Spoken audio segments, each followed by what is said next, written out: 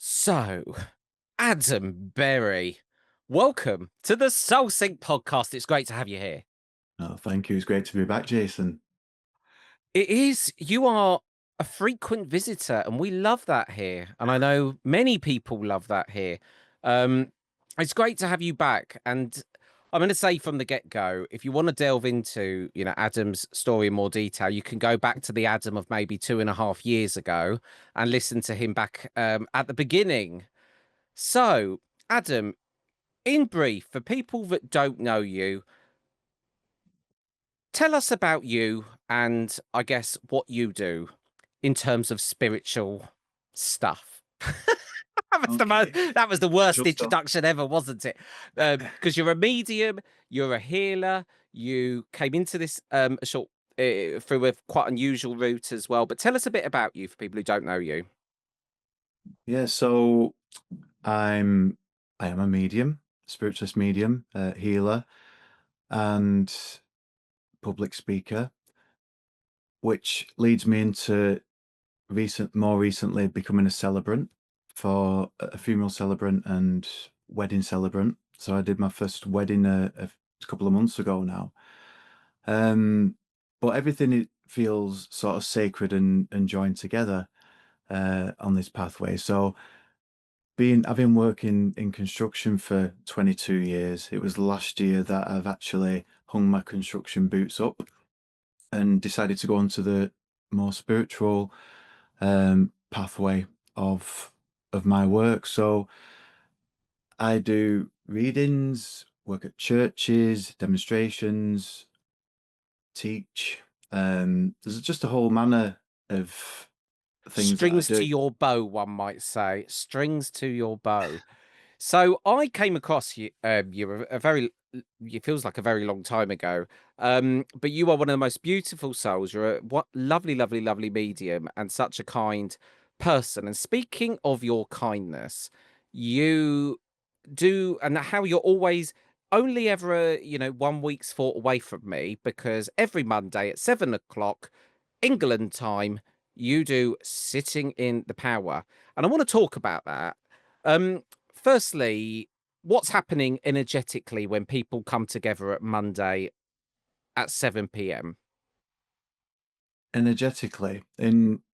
Well, what's happening is people are coming basically for themselves. They're coming to um, discover what sitting in the power is, or they're actually doing that discipline that we're always told that we need to do to emphasize and improve our mediumship.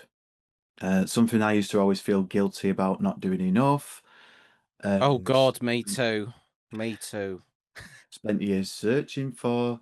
Um, and and so when people come together on a Monday, which it's wonderful because it's been going for the last 6 years, and now we have between like 40 and 50 people that come on a Monday. So it's you have the hardcore sitting in the power people that are there week in, week out. You'll have people that'll catch it up on the recording. And we also have the new people that come in. But collectively, how I sort of describe it is that people come in for that individual purpose of unfolding, discovering, and remembering, because it's about remembering the power. The power is God, the universe, the creator, however you perceive it to be. And it's always present, always available. But within our everyday lives, we just get distracted. We're firefighting things that are in front of us.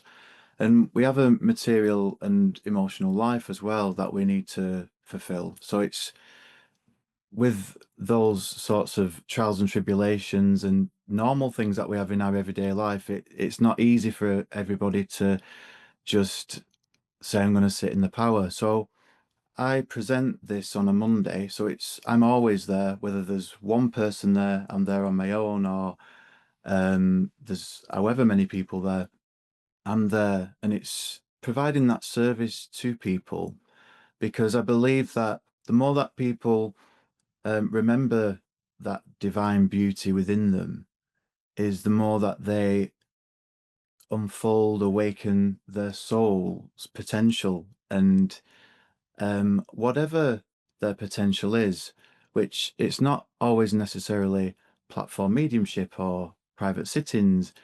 It can be to become a compassionate human being. It can be to emphasize the healing qualities, the healing power, bringing the confidence into their life about their actual abilities and what they were born to do. And during that time, there can be inspiration that can manifest itself within that person, that individual, or nothing could happen. But there's sat within that power in that peace. And the intention of that then is that because they've connected or remembered, um, I keep sort of correcting myself with that, with connected, because we're always connected, but um, we so have these habits of these certain words that we use, and I feel like I'm unlearning those sorts of things because it's like Mm, we're always we're always connected, so it's just remembering and it's being aware of it. So mm. when Isn't people, oh, sorry, sorry, go no, go on, go on. so I was just saying, so when people may have, I say all the answers to all your uh, all the questions, all the answers to all your questions are in that moment. And because within that moment brings the clarity, you bring in the potential for clarity, for the inspiration, that divine knowledge. And it may not present itself in that 30 minutes sitting in the power session, but I'm positive it will present itself at some point when it's needed, because the intelligence of your soul, of the spirit world, of that divine knows. And I just believe that we have to touch in, or we have to just remember at certain points in the day, just even by the breath, we can just remember uh, that we are this divine being. And it's having that appreciation and gratitude and just acknowledging it. And I just believe it strengthens our sensitivity. It strengthens our very being in many ways. So whatever is your focus at that time, it will present itself in that way. So I know myself just by hosting sitting in the power myself, that I've evolved with my spiritual work. Coming from being a healer to demonstrating mediumship to being a teacher, then going back to healing in a deeper way, but also creativity, poetry, singing, creating songs, music, all these different things that I never would have dreamed of going back probably 4 years ago. And it's just how Mm. things can shift and change because our soul is um, ever changing. It's not static, and it has to go in line when we're ready, when our conscious mind allows us to move forward, because our conscious mind will be the clutterer and the barrier. Oh, the conscious mind, it's a bloody nightmare, the ego. Just shut up, I think to myself sometimes when I'm sitting there trying to quiet my mind. Why are you thinking again? Um, I think, do you know what? My relationship and the reason we talk so much about sitting on the power in this podcast is because Adam, you make a very good point. We are connecting to something we are already connected to. We're not, having to fish out the telephone number from our back pocket to dial it in and, get a connection. But sitting in do you know what? It took me so long to even work out what the bloody power was. I'm sitting sitting there for a long time trying to work out where the switch was. Yeah, And I understand it now, but the biggest problem I have when it comes to sitting in the power and what's held me up is trying to sit in the power, trying to build the power, trying to strengthen my aura and push it out. And even I've realized when I get a bit of evidence in my mediumship, the first thing I do is it goes up to my head and I go, and I don't even realize I'm doing it. And sometimes I'll sit there trying to sit in the power, here we go, trying to raise my energy, wondering why the hell I'm not feeling anything. How, very simply, if someone wants to sit, and work out what their power is, what should they do?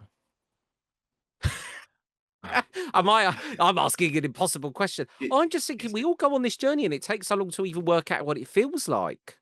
yeah, and I think as well it's something along the lines of when so obviously like I said when I first was introduced to sitting in the power it was with Glyn Edwards and he was um the person in my opinion about sitting in the power having his CD and actually going Oh, through that's it. a really good CD, that CD, I have to say. It is and it's something that you know at that time in my life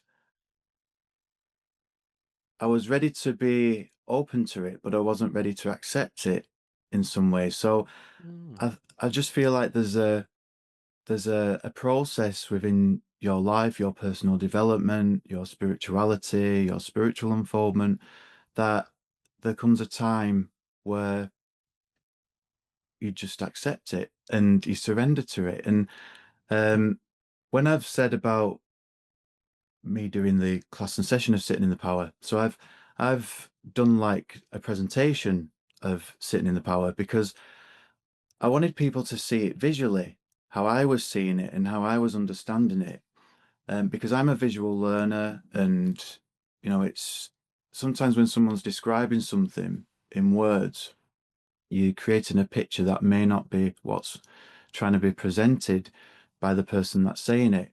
So having analogies about things, simple analogies, and uh, you know, saying what the power isn't as well to know what the power is. That's a thing. So when we talk about God, we've said this before on the previous podcast, but some people have a problem with the word God. So I had a it's problem with it for a long time, and I think we said that before. I yeah, think I've only recently come to be at one with God, if yeah, I can yeah. say that. Yeah. Well, that's because you've experienced the power.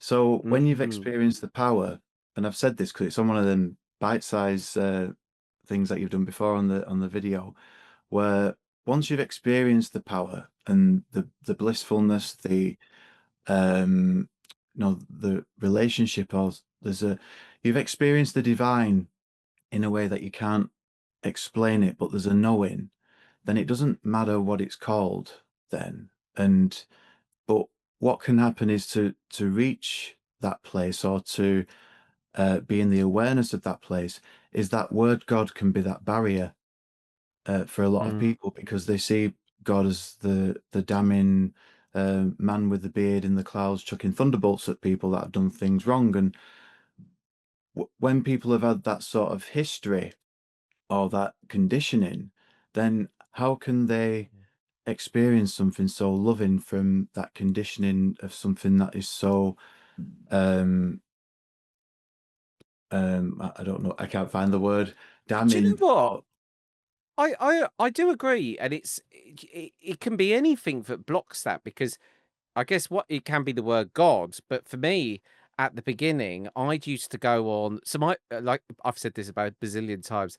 Obviously, my granddad was a medium, but I was very interested in the spirit world, and what I was really seeking in my 20s through keep going on these all night ghost hunts, where effectively I would go to a place of paranormal activity through this company, yeah. where we turn up at 9 o'clock, me and my mum with our torches and our um, woolly hats, and then we go ghost hunting looking for spirits. And then I think that when I started sitting in the power, I would every now and then feel a sensation and I'd go, oh God, is that a good spirit? Is it a bad spirit? And I'd sit there and I'd light me odd number of candles and do me all that kind of stuff. And for me, it was like the connotation that there was bad spirits was stopping me a long time from getting that. So it can be anything, can't it, that can block that, and that's the ego. Yeah, it's the fear. So if there's something that's fear-based, then it will be a barrier. So it will be a barrier if people have that. So like the fear of like a bad spirit is like, well, it'll be a fear of all spirits because, you know, when something, especially if you're in a paranormal investigation and the lights are all off and every nook And the and cranny. table's tilting and there's banging. Well, the last one Yeah. I did, Adam, I did it in this is funny, I actually did it in, Shepton Mallet Prison, where the Cray brothers were, and they took us to the hanging room and stuff. So I did that was my last experience prior to sitting in the power, so it was hardly surprising. Well, 'Cause we that's it. It's yeah, it's fueled some kind of fear or thought in your mind about something that's bad that's happened there. So you're gonna be expecting that. It's like Mm. when you watch a horror film, you're expecting when something as soon as the young girl always runs upstairs instead of out the back door. It's like Yeah. you know something's going to happen, and that anxiety kicks in, which will start getting your mind to go on overload. And having a psychic power too can sort of influence that energy. Um, I'm not saying I don't um, believe in bad spirits, if I'm honest. So I don't believe No, in I that. don't now. Um, I used to, I I used did to have, too. yeah. So I used to until I understood the sort of the process of it and knowing because there's a saying of like looking for the normal before the paranormal and understanding the psychology of things and if people think in that way then that way will happen in some ways and I'm not saying that there's Mm, a separate entity that will be involved in that but it can be the psychic power that can influence that. So it's like mm. the thought of negativity. So the negativity can produce negative things in the mind. If we have a negative mindset, then our lives can be or will be negative in some ways. Well, I think it goes back to something I talked about a couple of weeks ago on this, podcast, which is, are your thoughts fear-based or are they love-based? And, most of us live in a state of fear, and I was probably living in a state of fear, for a good 12 months over the last year, and I didn't even realize I was in a state of fear. It was only when I became really conscious of, am I thinking love or fear? But that kinda led me to that. So I wanna so with the power, this power that is available, that is limitless in its potential, has led you on to a path recently of healing. So I want to talk about this unlimited power that's available to us all then and your experiences of that. Okay, so I came into this sort of movement when I first went into a spiritualist church. I became a healer because people were saying, "Oh, you're a healer," so I become a healer. So every time there was a service every Thursday night, I'd be healing, and there'd be like a queue of old ladies waiting to be healed, and I loved it. I loved that the essence of healing. It was something that just really sat right with me. And then obviously I went on then to learn more about mediumship and sitting for that. Um, I did learn about Reiki as well, so there was another aspect of healing there. So I always feel like the foundation of my spirit work is healing, and even mediumship is the healing between two worlds. It's all healing, but just in different sorts of intentions and different ways. Mm. But just sort of recently, I have been invited to Finland next year. It's in February, and uh, they would like me to do healing, which I've never taught healing before, and I thought that's really Mm. interesting Finland of because all places. How yeah, beautiful. yeah. So I've been to Finland before, and I've done inspiration and mediumship kind of teaching there. But I'm actually going to do it healing, which since that time, I've just things have been happening where healing has been concerned.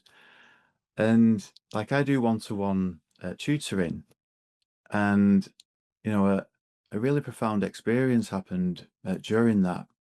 And this was basically me taking that person into the power, which became a very profound healing experience. So much so that I've now started to offer services on my website, online healing, because it's just changed this perception of, not that I don't think it's effective over Zoom, because obviously we can do absent healing, and it's something Mm.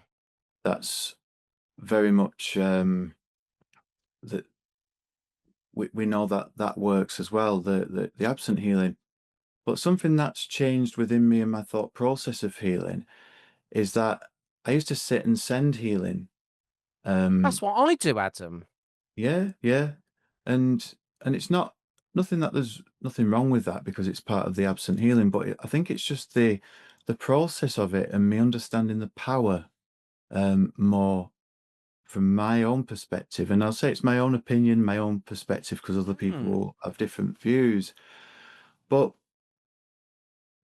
I just feel so passionate now about, and it is sitting in the power where, for people to become aware of that power, because once they're aware of the power, it allows the soul to awaken, it allows the miracles of healing to take place. And all of the healing does take place within that power. So what we're doing really is, yeah, we're sending that intention of a thought, but our intention of a thought is for that person who is in need to be aware of it, to be aware, to be ignited in their thought and be inspired, to be aware of the healing that is available to them. Just for that moment, there could be this epiphany of, and just in that moment can be such a healing experience. So it's for those people that are in need the most. May we, send our intentions for them to be aware of it, so it Mm. generates their own healing. So, and it What and it's made just your something. perspective shift? Because that sounds like it's quite a big shift. It is a big shift because, and I think it goes back to some of the things that have happened as well, and sort of like, when you revisit things, like my friend Alan, he was a lovely guy, one of my best friends, and he had, emphysema, and he was really poorly with it. And I just remember like text messaging with him, and he just says, "Oh, I'm not feeling too great, Adam," and I just says, "Oh, I'll send you healing." In a text message. And Mm. obviously I'd just had this moment, and just like my thoughts were with him. And then he phoned me up frantically saying, "What is it you've just done? What have you just done?" I said, "Well, I've just thought about you and healing, because you need it." He said, "Well, whatever it is you're doing, keep doing it." Because, his breathlessness had gone. And it was just in that moment. And I thought, do you know what? That isn't me. That wasn't Yeah. me, that was him. That was him being aware in that moment, because having that message gave him a belief in that moment for him to be aware of the power of healing. And And because he opened to it, he's then drawing on the power. yeah, yeah, that's that's Mm. that's my thought process, behind it, and all these different things that have sort of transpired along the Well, it way. makes total sense because, I suppose, you know, if you want to help someone in your life that perhaps, is even in a negative place in their life or whatever, the first stage to healing someone is to make them aware, probably, of the need for change or what's available to them. Tackling the problem, I guess, at source. Yeah, So does make sense. It's funny how you get these sort of moments along the journey. Like lots of dots have joined up for me recently on things, and I've started to. What's really funny is when I listen back to an old episode of me at 18 months ago, and I think to myself, my God, I think I've progressed slowly in some ways. And I listen back to the Jason of 2 years ago. With Yeah, so many yeah. questions, a million whys. I've still got a million whys, but I'm a little bit more knowledgeable these days. But I don't Yeah. think you're ever going to know anything. No one's going to know everything. And if you're seeking to know everything, then you probably got the wrong outlook on things. So Well, I agree.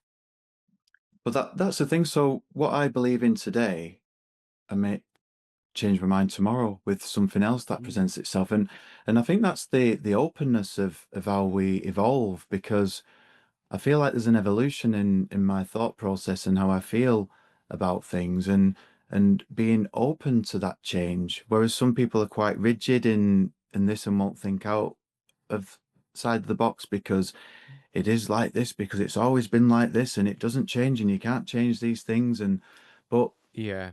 there is a different understanding, and just I think it is like an accumulation of things. And I don't know whether discussed with you Kenneth Hartley in the previous. I don't uh, think you have. The name doesn't ring a bell. no, so Kenneth Hartley is another sort of story where I was part of an awareness class. I think I was 23. I was 23 at the time, and I wasn't in a very good place in emotionally in a relationship. It was quite a controlling relationship, and it just wasn't the right relationship.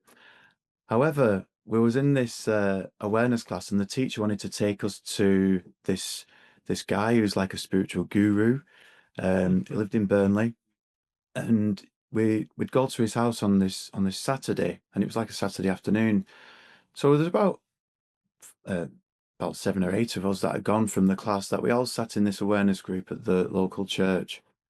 So it's a bit like of a road trip going out, spiritual road trip.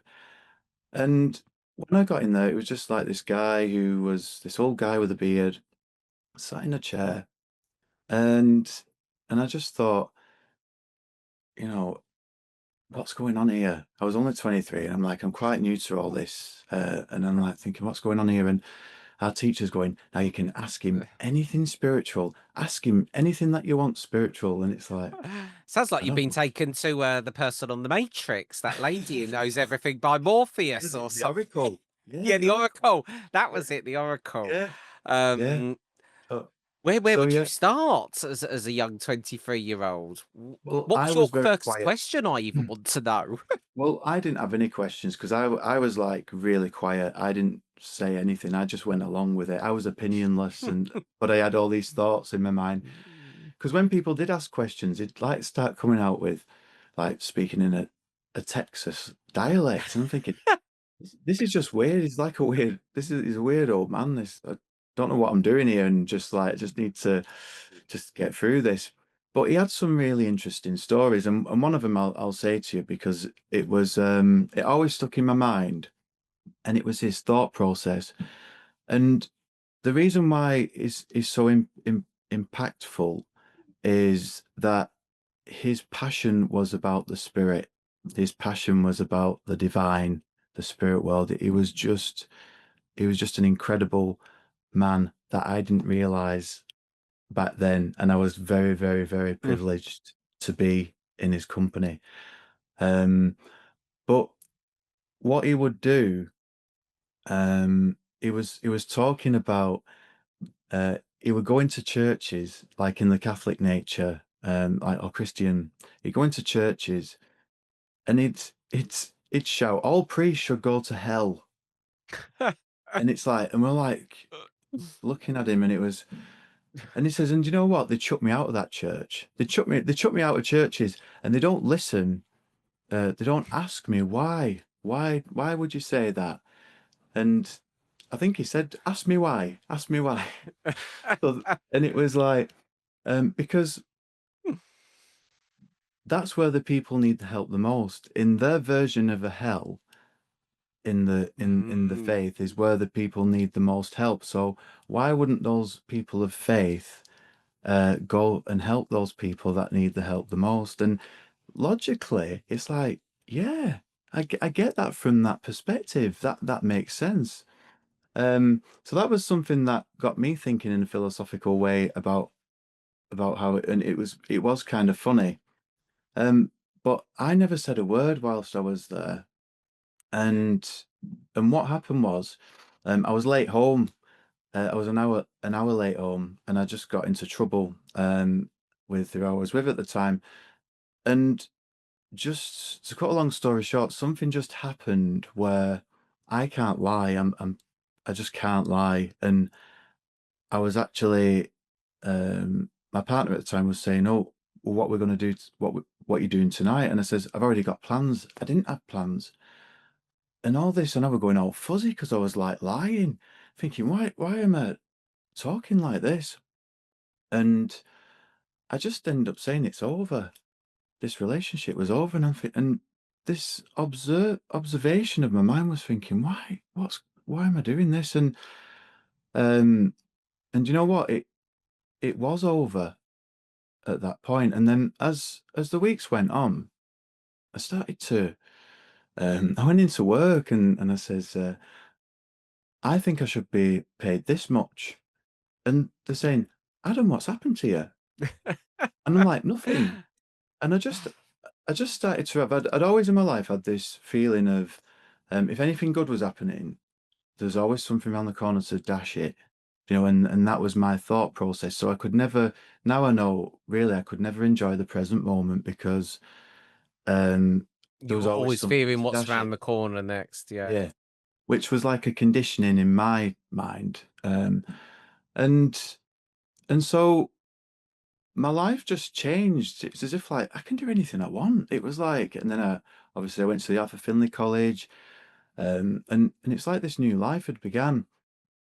Fast forward a few years, which was probably about maybe 5 or 6 years ago, I was at a mind, body, and spirit fair, and there were these ladies that I know, and they was talking about this guy called Kenneth, and they were talking about how they would go to his home on a Saturday afternoon, like it was open. It was like an open house, and they says, yeah, and some people said that just by being in his presence, he had like the Jesus effect. Sorry, um, people's lives changed just by being in his presence. He had the Jesus effect. And I'm like, oh my God, that was the day that I went, and that's the day that my life changed. And that is an example as well of that, of someone that I hadn't gone for healing. I hadn't gone there for healing. Mhm. I hadn't gone there for, I didn't know what I'd gone there for, if I'm honest, but it was part of our outing as a spiritual road trip with our teacher. But what I realized was that the essence of this man, Kenneth Hartley, and his spirituality, which he oozed in essence, you know, his belief, his faith, his knowing was incredible. And you couldn't help but feel Mhm. um that would have moved everybody in that room. That presence would have moved everybody. And that presence moved me. And it moved me into a place of um, living my life, basically. And I didn't even go there to ask for that. I didn't ask for healing. I didn't, s- you know, I believe that something happened in that space of where I was saying about my friend, where that text message had gone. And Mm. in that moment in time, something has happened to spiritualize me or move me, whatever you want to call it. And it changed my life. And I now believe and know that people can do that. We are Do you know, we are all capable of doing that. I've come to the conclusion now that we are capable of doing absolutely anything as a human being. You know, one of the first ever episodes I did on this podcast um, was with a guy called Simon Duran, and he came on and he was telling me that he went and saw a Chinese witch doctor, and that he was essentially I think he was a scientist at a top university like Cambridge, and he dedicated his whole life to what people could do with with their mind, essentially bending metal. He was telling me about someone in China had been well, basically locked in a custody cell, naked. He did reassure me that he'd paid him to do that, but then he told me that he teleported banknotes, and I've heard of stories of people pulling crystals from the air, and I think that you can do. It's all the ego. If you truly know that you are God and you know have that access of power, I do believe what you can do is limitless. And even I've started that book recently, A Course in Miracles, and that is a Yeah. very. Have you read that book? I've not read that. I know about it. I've Yeah. seen sort of like quotations from it. Yeah, that's it's. Yeah, well, as a very wise friend of mine keeps telling me, it isn't really a book. It's more of a sort of course you do for forever, and you know it because it's one of those books when you pick it up, it's got like um paper thin Bible type pages, so you just know this is a serious book. I want to Yeah. ask you then because we do share a commonality in that I got diagnosed with ADHD about 3 years ago, and actually, it was even longer than that. It must have been about 5 years ago.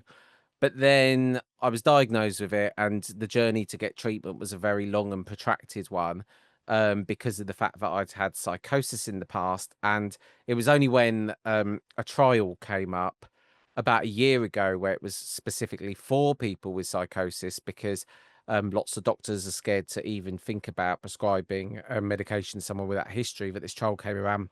Then I started it, and at the time, it was really funny because I thought, "Oh god," when I was considering going on the trial, I thought, it would be really good to ask someone for advice on this."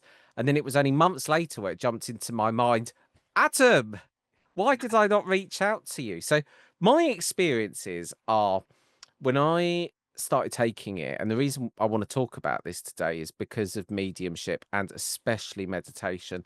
One of the biggest problems I ever had, it was just trying to quiet my mind.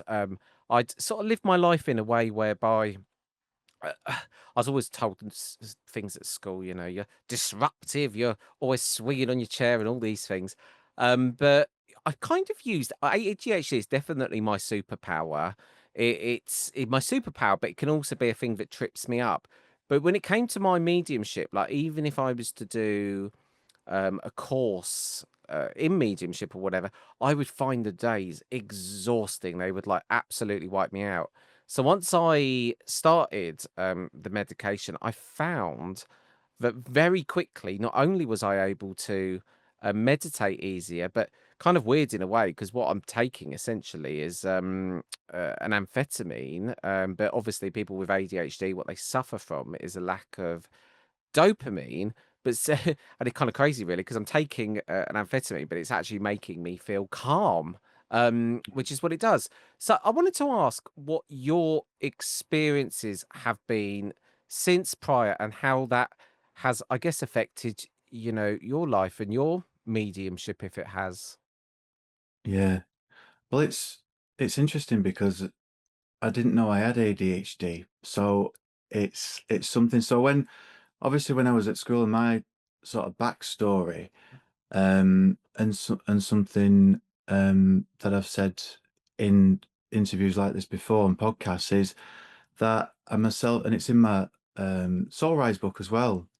Mm, Being dyslexic. So and I was basically a self-diagnosed dyslexic because when I was at college, it was only picked up at college that there was some that the teacher came up to me and was sort of like, you answer questions so well in class, but when you're trying to write them down or you've got a question on paper, it's it's not how we want it answering.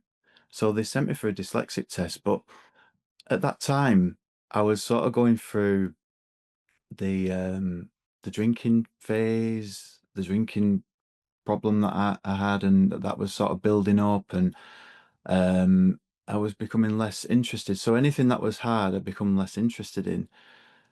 mm, So I didn't, it was all inconclusive, but because it had been picked out, I thought, well, it makes sense because I failed I tried so hard at school, failed my exams. Uh, I passed the more practical sort of exams that I was doing rather than academic, mm, which was all sort of like leading into dyslexia. However, when it must have been about 2021, I started to I think I started to read some things about ADHD, and I would never have put myself in that bracket because I wasn't a kid that was sort of like in trouble or, You don't disruptive strike or me as that. I think we probably had very opposite school reports, I imagine, madam. yeah, yeah. So I was very quiet, very um passive, inattentive, and that was it. It's inattentive. So I'm like reading things and I'm thinking, this I tick every box to this, and I never would have thought. And I actually started to go for psychotherapy. I booked in to have some psychotherapy because I wanted to explore this. So it was like, um, I want to know more about this and I want to know more about myself. So I'm not bothered if I am ADHD, but I'd like to know um, to understand it more. And then what happened was, and I don't know whether you was aware, I went for an MRI scan at the No. yeah, I went for an MRI scan as part of it was a study on mediumship. So it was at King's College, Oh, how and interesting. it was just one of those things that was meant to be. I got the very last session. There's quite a few people, quite a few mediums that went and did this study as well that went down there, and it was to differentiate imagination and mediumship. So you would have these tests within the MRI scan, and they would show you visions of things, and then you'd have to imagine things, and then you'd have to connect with the spirit world. So it was looking at your brain waves to see how your brain was functioning within that. So it was very interesting. It was a very What interesting. did you get the result? Because that's absolutely fascinating. Well, the results of it already. I've been in touch with the lady that did it, and she did it for a PhD. Um, but she said that we'd get something like halfway through, but we never got anything on that interim. But I know that she's completed it. I need to chase her up again to see because I think it is in the public domain now because she's completed a PhD. She's moving on to something else now. Um, but what happened was when I'd had that test, I had the shock of my life in the January, because that was the December. In the January, I get a phone call from my doctors, and they basically said, you've had this MRI scan, and I thought they were wondering why I've had this MRI scan because you have to fill out all these forms and stuff that to go to your doctors Yeah. and all this sort of stuff. And I'm like, it's a study. I was going on a study. I'm thinking she doesn't understand why I've gone on it. I can imagine you trying to explain that to the doctor. It was a study at King's College where I had to go in an MRI and connect to the spirit where yeah, Adam, are you okay today? I know it's like really like, oh, I don't really know how to explain this, but um and and what happened then was she basically said to me, um, they found some abnormalities with your brain, God. with the front left superior gyrus of the brain, which I didn't have a clue what that was. So when she's telling me this, um, so she says, so what are your symptoms? I says, I don't even know what that is. I didn't even know anything was wrong with Your my heart's brain. probably in your stomach by this point, Yeah. thinking, what on earth is wrong with me? Yeah. And obviously, like with ADHD, we working memory is a terrible thing. Mm. And I said, well, recently my memory's not been very good, but I'm putting it down to stress of things that's going on. So then I was like referred to a neurologist and all this. So I've had to have all these different um, MRI scans, and I've been basically been monitored now for this whatever it is. They still don't know what it is. It's something that's so small in that area, but it's not cancerous. They said it was a tumor at one point, which scared me to death, and it's not even that. But they've monitored it. There's no change in it. There's nothing there. Mm. But interestingly, when I was looking at that as we do, like front left superior gyrus. What is this? Anything that's like it can affect or be a symptom of ADHD. It's the place Mm. of cognitive function. It's in that area. So I'm thinking, right, I really need to go for a test. I really need to explore this ADHD now because I've got something that scientifically there. I've been feeling this. I end up writing a 7-page letter to my doctor. Um, and I wrote that, put it in on this particular day, and then on that evening, the panorama thing came on about ADHD, and I'm thinking Oh, they're yes. gonna think I've just jumped on a bandwagon now for this. So I'm thinking all these things, but you know, it made complete sense to me in a lot of ways of the anxiety, the constant anxiety that I've felt. Um, you know, the uh, I was successful in the things that I did, but it's the perfectionism in what I'm doing, Mm, and I overcompensated a lot of things by giving myself a good structure. You know, like mhm, with one of the common things of because these are things where people say with ADHD, "Oh, I lose my phone all the time. I lose my keys and all that sort of stuff." But I don't because I overcompensate. I'm so worried about losing mm. things. I put them in a place where I always know they'll be. See, what you're doing there on that point, because that's an interesting point. I used to be in my 20s a nightmare. You know, I'd lose my bank card every other week, my keys, my phone. But what happened was I learned from that and learned that I need super organization. So in my house now, you know, everything has a place where it lives. You know, even my diary.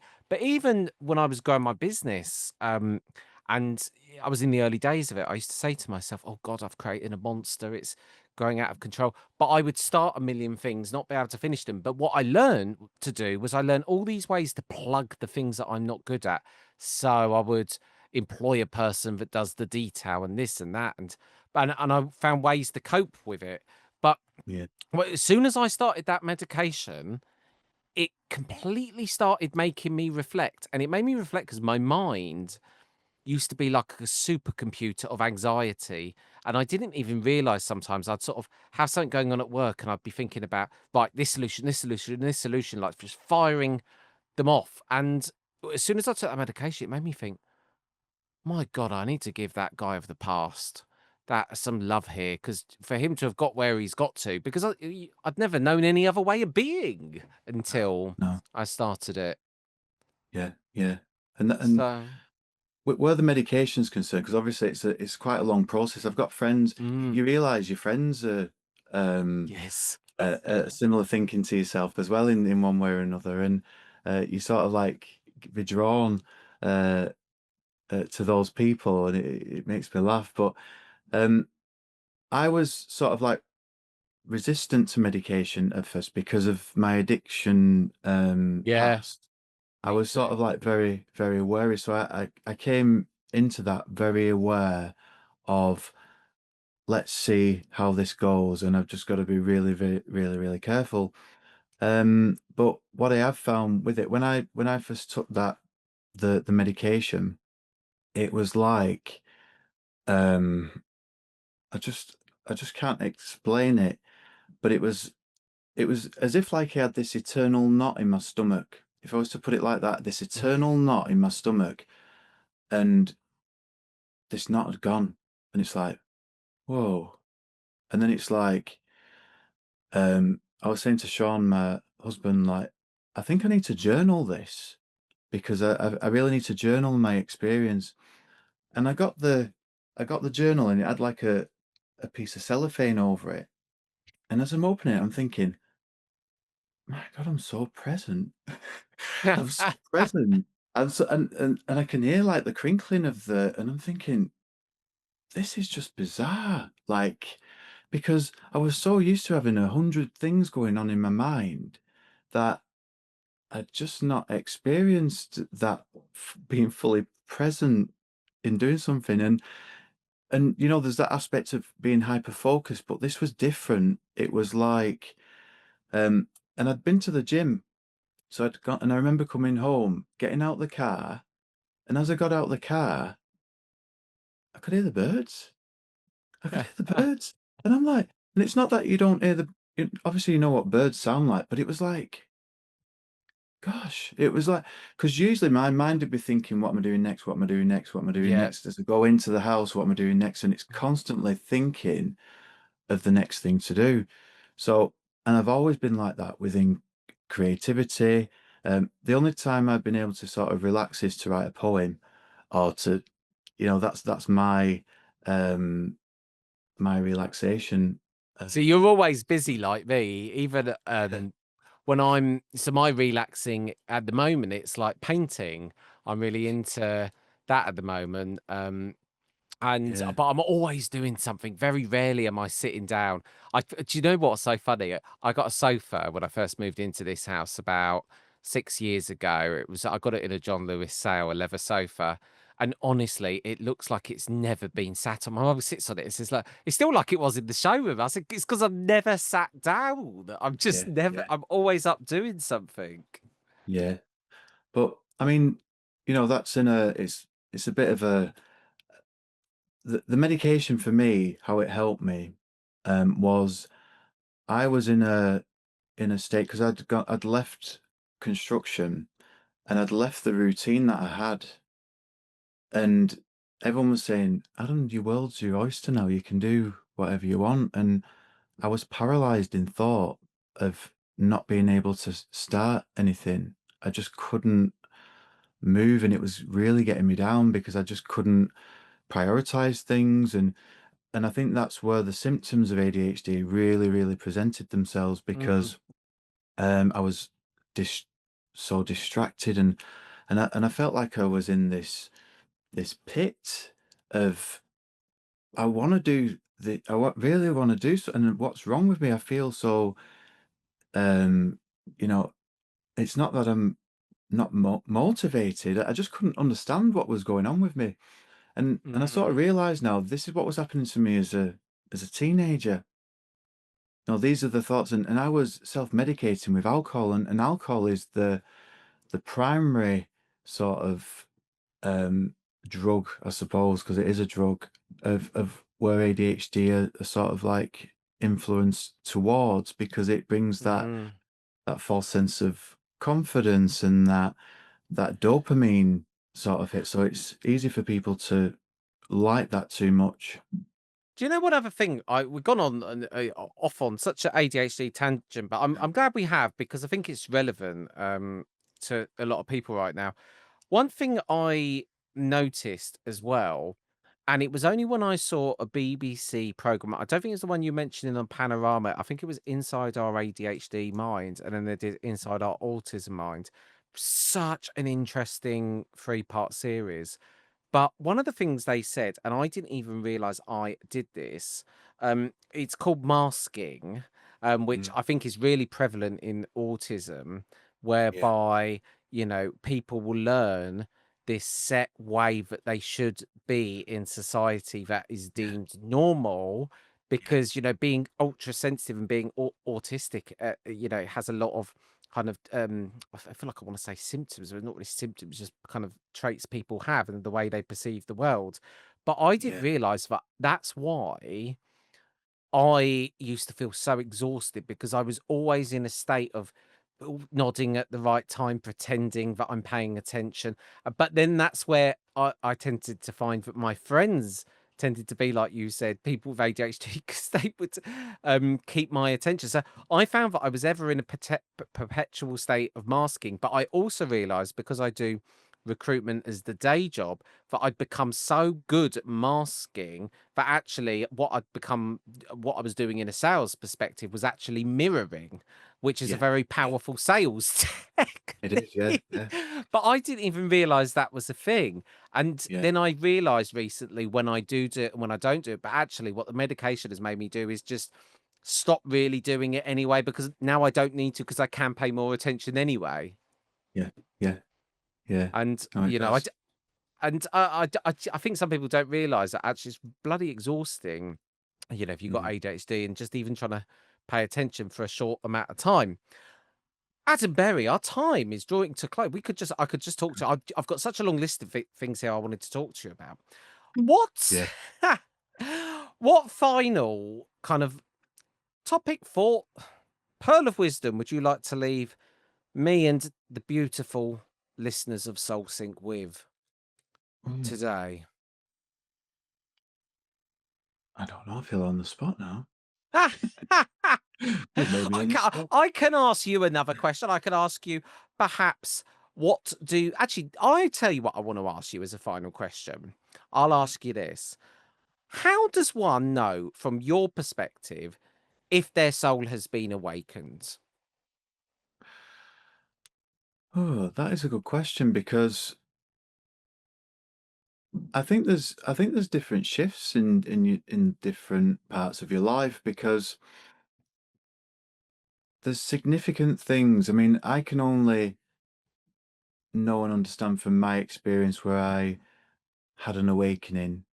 I had an awakening where I stopped drinking, and it was a spiritual experience that stopped me from drinking in one way or another, or has strengthened my stance in not drinking. That it's there's more to life than the life I had. You know, that wasn't living. So that was like a spiritual awakening because I remember hearing a voice, whether it's my own soul or whether it was the spirit world. I still don't know. I just remember hearing, why do you continue to keep doing this when you know you're going to have to stop? So why don't you just stop? Then I Mm, chucked the bottle away. You know, it was so that was something, and I still don't know at that time. I just know I listened. I yeah. listened. So um I think there's different stages of awareness and awakening. Um, you know, just even in later life, from that awakening, then that was so prevalent for me to go onto the spiritual pathway, to learn more, to guide me to the Arthur Findlay College, to guide me to Mavis Patilla. You know, that was the awakening of my soul. But then we still have those discoveries as we're going along, because there's still all these surprises. Indeed, We're we still do. all we're still growing all the time. Where you know, we have this soul unique pathway of the soul that we're discovering that can probably go into different directions, but it's wherever we're allowing ourselves to lead that way. And, you know, going back to the addictions, is when someone's just focused on that addiction pathway, that's the pathway that they're going down, which until there's that awakening, Mm, you know, the true pathway may or may not present itself depending on the actions of the conscious mind and the person, because there's a choice there. and and I believe that there's many pathways that we can go, and it's all about understanding the awakening of it. And I like to see them as like a serendipity, a synchronicity, an epiphany, and we all feel those things. I was just talking to a student today that just yesterday, they felt like all their life became meaningful in this one moment.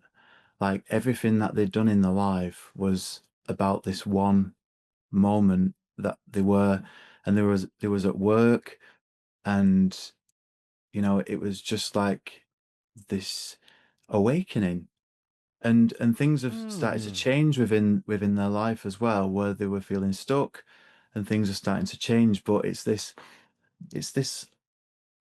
it's this feeling of oneness in a moment that is like, yeah, that's the reason why I'm here. This is my purpose. You know, it might change in 2 weeks, like, but you know, in that moment, you get that feeling that you can always hold on to. And I think it's those moments that we look back on to know that how far we've come, and and that there is that potential of that happening again in another way, at another stage of your life, whether it's understanding an aspect of your mediumship or whether it's understanding an aspect of humanity, you know, that about in a compassionate way. I think we're all in a way of realizing that sometimes the way that we think about things and have thought all our lives has the potential to change, and that can be the epiphany of Mm, what propels you forward and more yeah. awakenings.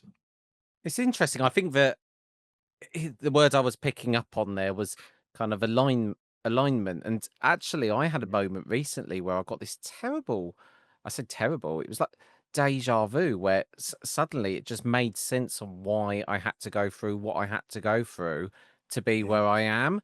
And it felt like almost like, I guess it felt like an awakening. It did. And I keep getting a lot of coincidences and just Yeah. signs recently. I got so many signs to restart this podcast. I'd say it was more like a slap round the face by the end of Yeah. Yeah. it. Yeah. Adam, thank you so much for coming on to the Soul Sync again. It's lovely to spend time with you, and I'm sure everyone's enjoyed this as much as I have. Yeah. No, thank you very much. And I just wanted to add as well that I have had a dyslexic test this week, um, Yes. and I have got dyslexia. So it is something that goes hand in hand sometimes with ADHD. It's all part Mm. of being neurodiverse or neurospicy, as people are tending to call it, aren't they?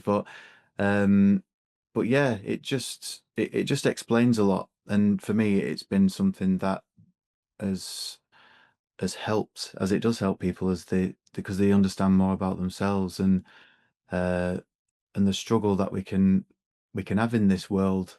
Never mind everything else that's going on, but when your Yeah. own mind's processing things and or not, it's it's a lead to more self-discovery and epiphanies. So, It is indeed. It is indeed. If you want to find out more about Adam, you can just go to the show description where all his details will be there. Adam, thank you so much for coming on to the Soul Seek podcast. no, thank you very much, Jason.